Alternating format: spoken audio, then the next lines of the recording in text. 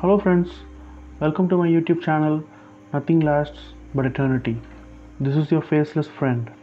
In this video, we are going to discuss about the father of yogic meditation, the one who invented meditation for the well-being of humanity. He is the one among the 18 predominant siddhas of Tamil Vedic culture. His name is Siddha Patanjali. He created a book called Ashtanga Yoga Sutra.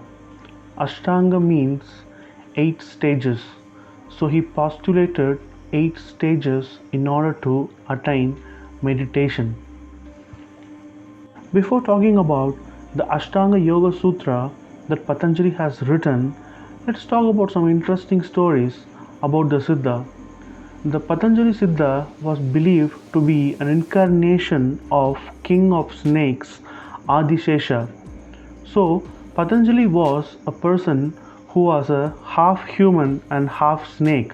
He was a person who was a half the first half until his waist he was a human, and below that he was a snake. So, and his breath was very poisonous. So how Patanjali was teaching his disciples was only through Aruba.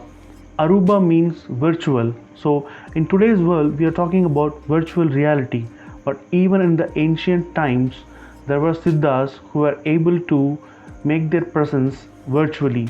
So he was doing his teachings to his disciples virtually all the time. By the time all his disciples have attained a stage to become a siddha of their own, what Patanjali sage did was he invited all the disciples to Madurai. It's in the south of India, Tamil Nadu.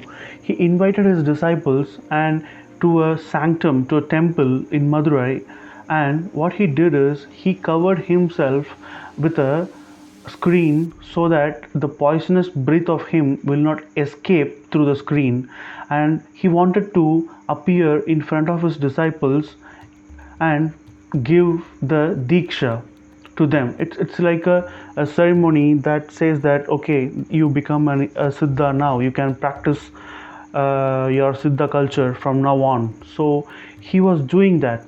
So he was clarifying all the doubts of his disciples, and the first time they are feeling their master, feeling their guru in front of them, even though behind the screen, but still the disciples were very excited. So what they did is, out of curiosity, they just opened the screen where the Patanjali was in the form of a snake, a giant serpent whose venom was coming out of his breath. Just by taking the screen out, when they get exposed to his breath, all of them burnt into ashes. So at that time, one disciple called Gaudabadar, so he just went out because to do some work that Patanjali has given. By the time he returned, he was seeing pile of ashes of all his fellow disciples, and Patanjali wrapped himself into the screen once again. Seeing this, Gaudapadar became devastated and asked about what happened to the fellow disciples. For that, Patanjali replied that they have done a huge mistake. They have opened the screen, so it is their destiny to go into ashes, and I think it is the God's wish that you alone have to stay as my disciple so as to spread the teachings that I have given you. And what Patanjali did is he has given all his knowledge, all his wisdom, all his accumulated jnana to Gaudapadar. And Gaudapadar is believed to be the Adi Shankara of Hindu mythology. Adi Shankara was one of the notorious Hindu sages who has created a lot of scriptures on Hinduism. Shankaracharya has created one of the famous philosophy Advaita Vedam for Hinduism. Let's talk about the Ashtanga Yoga Sutra created by Patanjali. The Ashta Anga in Sanskrit means it comprises of two words, Ashta and Anga. Ashta means 8 and Anga means parts. So he has given us 8 foot paths so as to attain the supreme consciousness, that is the meditative state. So the 8 parts are Yama, Niyama, Asana, Pranayama, Pratyahara, Dharana, Dhyana, and then Samadhi. So the Yama consists of 5 qualities a human should follow in order to cross the first step of the 8 parts. So the 5 qualities that a human should possess is ahimsa. He should be a non-violent. He should follow truthfulness, that is satya. He should not be greedy. He should not steal, that is asteya. And he should follow brahmacharya, that is he should restrain himself from the sexual attraction. He should be able to control the sexual need. And then aparihara, that is non-possessiveness. One should not be greedy and have more and more possessions. He should renounce all these things so as to cross the first step of meditation, which is yama. The second step is niyama. So niyama means it includes the virtuous habits, observances of the human. So the human should be pure in his mind while talking and in his body, which means that he should practice cleanliness, and then he should be having utmost acceptance of others, that is contentment. He should have a good contentment, and then he should have a good self discipline, that is tapas. He should practice tapas, that is he should be tolerant, he should be persistent, he should be self disciplined. And then he should study about the Vedas given by the Siddhas. He should read all those things so as to get a self realization and self introspection. And then one has to be submerged and submit himself to the supreme being, the God. Next comes the asana. Asana is, see, once a guy started practicing the yama and niyama, next comes the asana, that is how a person has to sit for his meditative state, how a meditation posture should be. So a meditation posture should be a comfortable and a steady posture, that is during the meditation time one is not supposed to change his postures, and the posture that a guy prefers should not create any physical pain to him. So basically, let's say one is having a severe knee pain, he cannot fold his legs and sit in a floor, right? So posture mainly concentrates on sitting comfortably. It can be any posture that you are comfortable, you can sit in that posture. The next stage of Ashtanga Yoga is pranayama. Pranayama is how you control your breath. Just to concentrate on your breath, concentrate on your inhalation and exhalation. So basically how you can concentrate on your breath is described by Patanjali Siddha. That is, you take a breath, a deep inhalation, and then once your lungs is filled with the air, then you do the pass.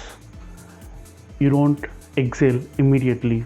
You just pass and hold your breath for some time, and then gently exhale the whole breath, and then once all the air goes out of your lungs, you again do a pass. So there is no air in the lungs, again before taking another inhalation you do a pause for some time. So by doing this you are creating a rhythm of your breath pattern so as to attain a physically stable position, that is called pranayama. The next comes is pratyahara. So pratyahara is combination of two Sanskrit words, which is prati, that is against, and then ahara, which is bring near or fetch. So pratyahara is withdrawing one's awareness. So it is a process of retracting the sensory exceptions, that is sensory experience from the external objects. That is, it's a process of self attraction, that is self abstraction. It's a process of removing yourself from the physical world in terms of your thought process. You just sitting calm and thinking about nothing about the external world. That is basically pratyahara. Pratyahara empowers a person from being disturbed and controlled by the external world, external needs. So once once you sit in the meditation, that is asana, right? And then comes the pranayama. With the pranayama you are controlling your breath pattern so that you are becoming stable physically, and then you are giving yourself away from the external world. That becomes the pratyahara. And then comes dharana. Dharana is pointedness of one's mind, that is putting your mind in just one thought. That is called dharana. Let's say you are just thinking about your heartbeat. You're just thinking about your heartbeat and nothing else. You're just concentrating on your heart's beat. That is dharana. Next comes dhyana. Dhyana is concentrating not exactly on the heartbeat but the function of the heart, how it functions, just immersing yourself. This is the heart analogy that I'm saying is just for your understanding, okay? So immersing yourself about the function of the heart but not concentrating on any physical or any sensory notes of the heart, but just realizing, just experiencing the way the heart works. That is dhyana, just observing your one thought. And then comes the final stage of meditation, that is called samadhi. In samadhi means it's a whole, it's a union, it's a harmonious, it's finding or understanding the supreme consciousness. There is nothing more one can attain after samadhi. He is so absorbed and contemplating that the person even loses his own identity. He becomes complete selfless and just immersed in the eternity. Just imagine you are blowing a balloon with air, and the final step is you are pricking the balloon with a pin, and the air just dissipates into the world, right? And you cannot identify the air which was inside the balloon anymore. That is the samadhi state. The great Siddha Patanjali has attained his samadhi, Mahasamadhi state in Rameshwaram temple, which is in the south of India, Tamil Nadu. I hope I have given you some insight about the father of modern meditation, Patanjali Siddha, in this video. Kindly subscribe to my channel, please click the bell button, and welcome to my family. Thank you.